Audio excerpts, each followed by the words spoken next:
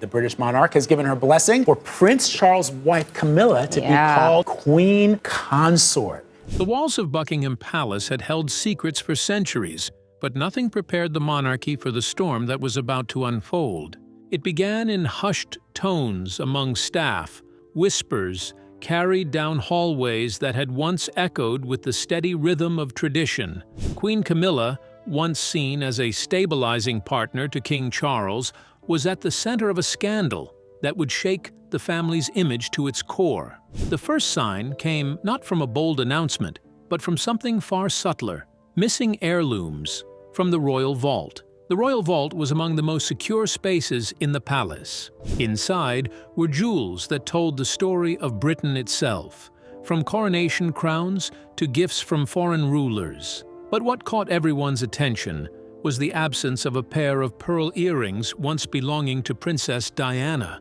These earrings were not only priceless in value, but also carried an emotional weight that connected the late princess to her sons, William and Harry. When their absence was discovered, Charles ordered an immediate inquiry. To him, it was not just theft, it was sacrilege against memory and duty. Charles had always carried himself as a man of discipline, with a lifelong devotion to history, nature, and the responsibilities of kingship. His schedule, often crowded with speeches and private meetings, was anchored by a sense of order. Yet the reports reaching him about the missing jewels were disturbing, especially when linked with hints about Camilla's behavior. For weeks, Camilla had been seen withdrawing from her usual commitments. She was once admired for her approachable warmth, her passion for reading, and her ability to connect with the public on causes like domestic violence awareness and literacy. Now, there were unexplained absences, cancelled engagements, and strained conversations with staff. Royal aides noticed her phone buzzing more than usual. Names not familiar to them appeared in her contacts, and one stood out: Edward Langley. Edward was not a stranger in London society. A wealthy art dealer known for his charm, he had mingled with aristocrats, celebrities, and patrons of culture for decades. His reputation was colorful. Some said he was magnetic, others warned he was reckless. When whispers reached the palace that Camilla had been meeting him privately, suspicion deepened. Charles, though wounded, was cautious. His nature was to seek proof before judgment. For much of his life, he had balanced public scrutiny with private struggles, never rushing into decisions without considering the cost. But the more details came forward, the harder it was to ignore. One evening, a report landed on his desk. It was prepared by palace security, discreet but thorough. The document outlined Camilla's meetings with Langley, including one at a discreet Mayfair townhouse. More alarming was the suggestion that she had been spotted wearing jewelry strikingly similar to the missing pearl earrings. The earrings Diana had cherished, the same pair William had once requested be preserved, were now tied to Camilla's growing scandal. Charles's anger was not explosive but measured. Those who knew him well said he rarely raised his voice, yet his silence could carry more weight than any outburst. Behind closed doors, he studied the photographs and accounts. This was not only betrayal as a husband, but a blow to his role as protector of the crown. For Camilla, the walls were closing in. She had spent years building a reputation as someone steady and relatable, someone who humanized the monarchy with her laughter and ease. But now, questions about her loyalty began to seep into conversations among the aristocracy. The staff who once admired her warmth now moved with a cautious distance, unsure of where their loyalty should lie. Edward Langley, on the other hand, appeared unfazed. To him, attention was oxygen. His circle was filled with intrigue, and whispers of his closeness to Camilla only heightened his allure. But those in the know recognized the danger. Langley was not a man known for discretion, and his connection to the Queen Consort could ignite a fire that would consume both her reputation and the stability of the monarchy. Meanwhile, Princess Catherine's presence grew stronger. She had always carried herself with grace, balancing her public duties with private devotion to her family. Where Camilla seemed to retreat, Catherine stood visible, engaging with communities, visiting schools, and championing causes with sincerity. The contrast did not go unnoticed. Commentators began to compare the two women, noting how Catherine's composure and loyalty reflected the values people longed to see in the monarchy. As the tension rose, Charles decided the matter could no longer be left to rumor. He instructed a formal investigation into the missing heirlooms, extending beyond the palace staff to Scotland Yard's trusted contacts. This was not just about jewels, but about accountability. For Charles, every symbol of the crown represented continuity, and any disrespect threatened its very foundation. The first days of the inquiry produced more unsettling evidence. Transactions traced to offshore accounts hinted at valuable items being moved discreetly. Though no official accusation had yet been made, the trail pointed in Camilla's direction. Her association with Edward Langley added another layer of suspicion, painting a picture that was difficult to ignore.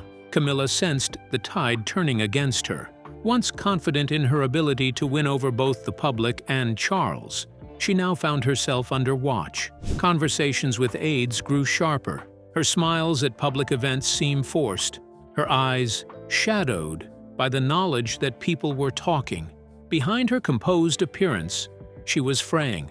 The palace itself seemed to change with the unfolding scandal. Corridors once filled with familiar warmth became tense with whispers.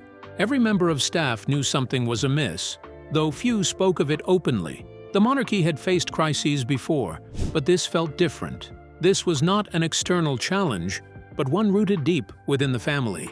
In the evenings, Charles retreated to his study at Clarence house. Surrounded by his books, papers, and notes on environmental projects, he tried to find solace. Yet every page he turned, every line he read, seemed overshadowed by the betrayal he could no longer dismiss. For a man who valued loyalty and duty above all, the thought of Camilla's involvement with Langley and the theft of Diana's earrings struck like a wound that would not heal. The story was only beginning, but the cracks in the monarchy's image had already begun to show.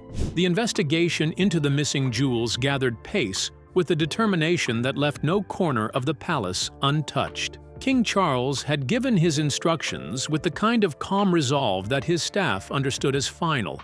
He was not interested in rumors or speculation. He wanted hard proof. Scotland Yard's discreet involvement meant detectives began sifting through records of private gatherings, bank transfers, and even the movement of security staff who had access to the vault. The focus was sharp, and the evidence began to form a troubling picture. Among the jewels missing were not only Diana's pearl earrings, but also a gold bracelet gifted to Queen Elizabeth by a Middle Eastern ruler, and an emerald brooch once worn by Queen Mary. To outsiders, these were beautiful items. To Charles, they were treasures tied to the history of the monarchy. The thought of them being taken, and possibly sold, was almost unbearable. What made it worse was that the investigation kept circling back to Camilla. Camilla had grown more defensive in those weeks. When questions were asked, she brushed them off as overreactions, reminding people of her years of service and commitment.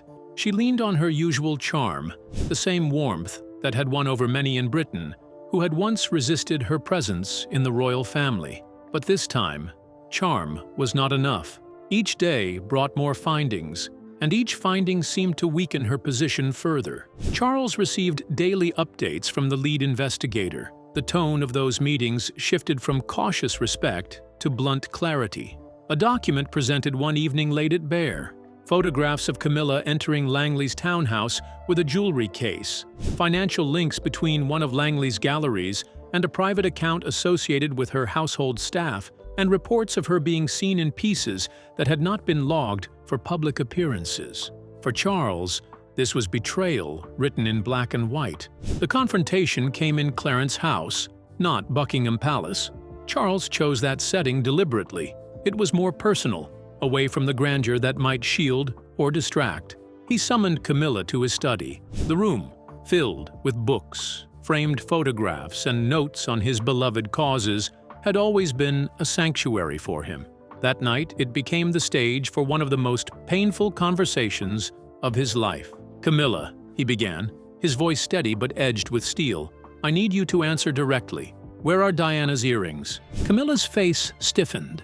She had prepared for questions, but not for such precision. "Charles, really," she said with a soft laugh that sounded more nervous than convincing. "You know how these things get misplaced. The vault is vast. Perhaps they've been miscounted." But Charles had no patience for games.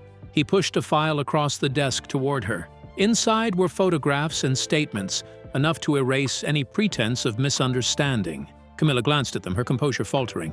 "I cannot believe you'd think me capable of this," she said at last, her tone caught between outrage and fear. "It is not what I think," Charles replied coldly. "It is what I now know." The silence that followed was suffocating.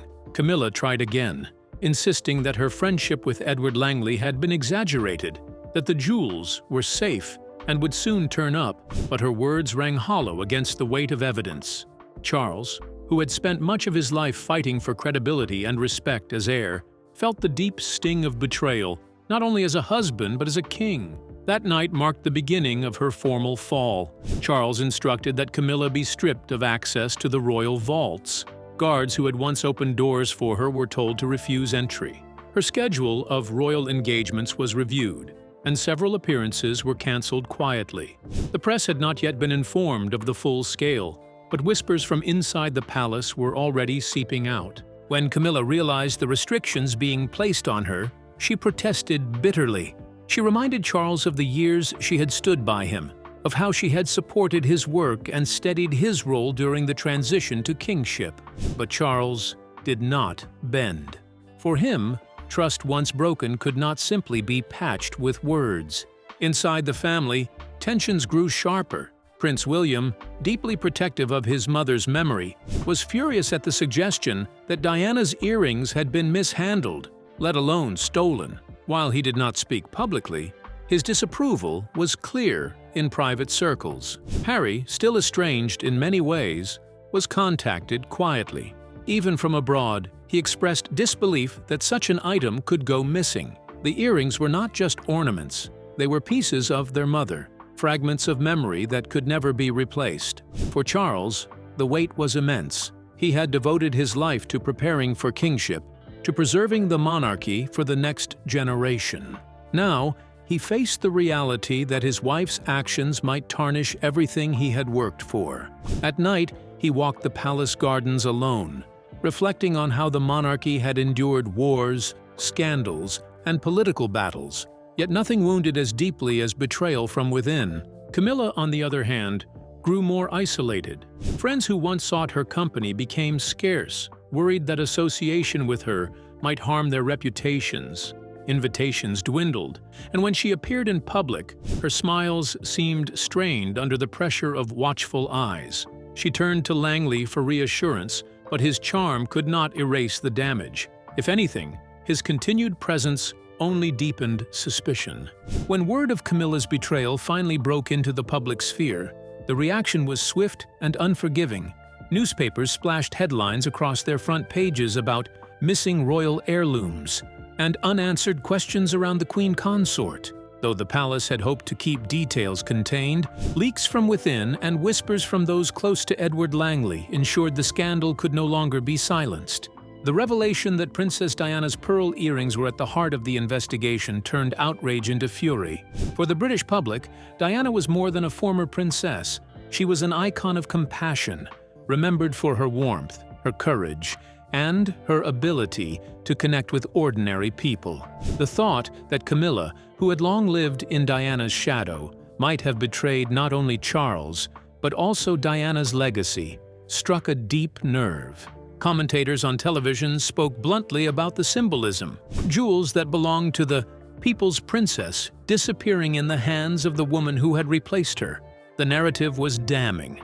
Crowds gathered outside Buckingham Palace demanding answers. Placards bore Diana's image alongside slogans calling for accountability. Social media erupted with anger, memes and posts amplifying the sense of betrayal. "She touched what was sacred," one comment read, echoing the public mood. Camilla's life changed overnight. Where she had once traveled with a full entourage, she now found herself isolated. Staff members who had once greeted her warmly did so with stiff formality. Her calendar, once filled with royal engagements, lay empty. The invitations that had always poured in from cultural institutions, charities, and social circles dwindled to nothing. What stung most was the reaction of her own family. Her children, Tom and Laura, had always maintained a measured distance from the royal household. Now they faced uncomfortable questions about their mother's choices. Friends in society who had once embraced her quietly distanced themselves. Even her beloved Reading Room project, once celebrated for its impact on literacy, faced sponsors pulling away. Meanwhile, Princess Catherine rose ever higher in public esteem. She stepped gracefully into the space Camilla had vacated, not with ambition, but with natural dignity. At a charity event for children's mental health, she spoke with parents about resilience and care, her warmth radiating through the cameras. In the newspapers the next morning, her photographs were placed side by side with Camilla's. The contrast could not have been sharper. One woman associated with loyalty and kindness, the other with betrayal and disgrace. Catherine never spoke publicly about Camilla's scandal, but her silence spoke volumes. She carried herself with strength, embodying the values the monarchy desperately needed. Commentators began calling her the face of the future, a symbol of hope for the institution. Where Camilla had once represented experience and stability for Charles, Catherine now represented renewal and continuity for the next generation. The backlash against Camilla grew harsher as financial details emerged. Investigators uncovered that some heirlooms had been funneled through Langley's network of galleries, raising questions of money laundering and deception. While legal proceedings were discussed behind closed doors, the public had already made up its mind. Camilla was guilty in their eyes, and nothing she could say would undo the damage. Her appearances in public became rare. On the few occasions she ventured out, photographers captured her looking weary. Her once confident posture diminished. Tabloids ran unflattering images, comparing them cruelly to the glamour she had once carried with ease. Online forums teemed with speculation about her marriage, her future, and whether Charles would ultimately cast her out completely. For Charles, the scandal was personal, but also profoundly institutional. His marriage had unraveled under the weight of betrayal, yet his first duty was not to his own heartbreak, but to the crown. In private, he wrestled with his emotions. Friends who spoke to him described him as grave, determined, and sorrowful. He spoke often of loyalty, how it had guided his public work for decades, and how devastating it was to find it missing at home. But Charles also knew he had to lead. He ordered the palace to tighten its financial practices, to ensure that every heirloom was accounted for, and to reinforce the image of the monarchy as transparent and accountable. He leaned more on William and Catherine, inviting them into discussions about the future, emphasizing the importance of their role in stabilizing the monarchy during a turbulent time. For William, the scandal reopened old wounds. He had struggled for years with the memory of his mother, with how her life and her legacy had been shaped by the family. To see her possessions mishandled in such a way was intolerable. In private conversations, he made it clear that protecting his mother's memory was non-negotiable. Catherine's growing popularity helped soften the blow, showing him that the public still held on to Diana's values through her. The public's outrage reached Parliament, where MPs questioned the use of taxpayer funds in supporting Camilla's lifestyle. Some argued openly that she should be entirely removed from public life, stripped not just of duties, but of all privileges. In the palace, the atmosphere remained tense. Staff whispered about how the monarchy would recover, how Charles would steer the crown forward. Some said he looked older, more burdened, though his resolve had not dimmed. Others pointed to Catherine as the quiet anchor keeping the family afloat. Camilla, confined to her residence, watched from afar as her reputation collapsed. She read the papers, saw the images of Catherine stepping into the limelight, and felt the sting of her own fading influence. She had once been at the center, adored by Charles, supported by the institution. Now she stood alone, stripped of duty, her future uncertain. But the monarchy was not finished with her yet. The monarchy had weathered crises before, but the downfall of Queen Camilla became one of the most defining scandals of King Charles's reign. When the investigation reached its final report, there was no longer room for ambiguity. Scotland Yard's findings confirmed that Camilla had passed on several heirlooms to Edward Langley, including Princess Diana's pearl earrings. The jewels had been traced to discreet auctions, some already moved abroad. What began as whispers had hardened into undeniable truth. King Charles made his decision public. In a somber statement broadcast from Buckingham Palace, he announced that Queen Camilla would be stepping back from all public life indefinitely. While his tone remained dignified, the gravity of his words was unmistakable. "The crown belongs to the people," he said, "and its trust must never be broken." Though Camilla retained her title by law, her role was over. She was banned from the vaults and stripped of influence. The public reaction was fierce. Crowds outside the palace cheered when the announcement was made. But anger lingered. Editorials condemned Camilla's betrayal not only of her husband, but of the late Diana's memory. Campaigners called for further action, demanding she lose her royal privileges altogether. Parliament debated her financial arrangements, with MPs insisting no public funds should ever support her again. For Camilla, the isolation was complete. Friends who once sought her company turned away, fearful of reputational damage. Her children, Tom and Laura, visited her in private but avoided speaking publicly on her behalf. Even Edward Langley abandoned her when legal scrutiny reached his galleries. Once celebrated for her resilience and humor, Camilla now became a cautionary figure, her name tied forever to scandal. In contrast, Princess Catherine's stature soared. She became the public face of continuity, embodying the dignity and loyalty that people longed for in the royal family. Her appearances at schools, hospitals, and charities were met with overwhelming admiration. Commentators hailed her as the people's choice for the monarchy's future. William stood proudly beside her, his resolve to protect his mother's legacy stronger than ever.